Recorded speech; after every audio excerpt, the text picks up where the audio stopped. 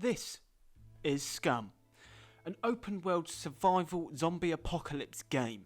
But yet, if you're a true Scum player, you know it's not about the zombie apocalypse. It's actually all about the survival with really realistic aspects.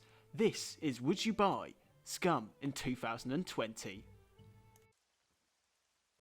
One of the biggest cons in Scum at the moment would have to be the lockpicking in multiplayer.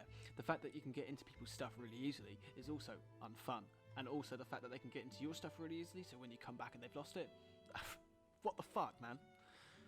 Apart from that, and apart from the fact that it's still in early access after being released in 2018 in August by the developers of Game Peers, nothing really has changed from quite some good updates, I'm going to be honest. But apart from that, it's still in early access, which means it's not a full game, which means what more have they got to add? And what more, and why is it taking so long? Is it low funding? Is it that they're bored of the game and they want to move on to a different project? Or is it the fact that it's slowly gone from the peak of 24,000 people playing it to now only 2,000 people playing the multiplayer? Another con for me in the single player mode would have to be the fact that there's no NPCs or any shop or any interaction with any other humans apart from obviously the odd zombie you come across. The crafting's fantastic though, I have to admit. But it would be nice to have a bit of character, a bit of life, like maybe a couple of people driving the car since they're not too rare. Maybe a squad of bandits, squad of heroes would be nice. NPC missions would be fantastic. I thought they would take a lot of inspiration from DayZ, which came a lot before this game. I thought this game would be able to offer so many new things right now.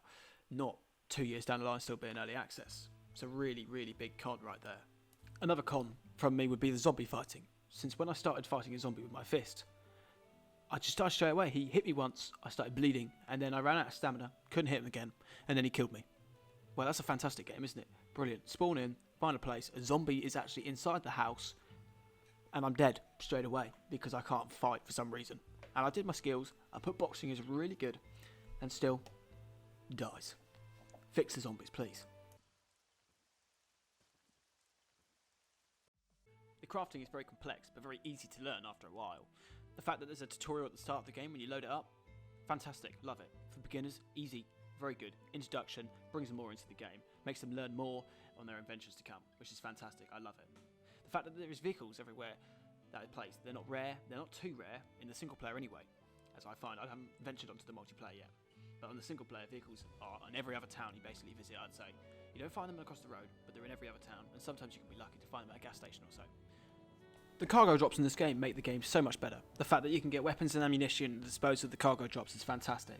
With a little green smoke you can find your way with guns and ammunition and bows and sometimes food and cooking supplies, and even better, the fact that you can make a makeshift shelter is fantastic. The fact that you can saddle up and set up by some river, do some fishing, have your boombox playing some music, have a little radio on, is fantastic, with the radio saying when bits and bobs are coming out and events you can join in.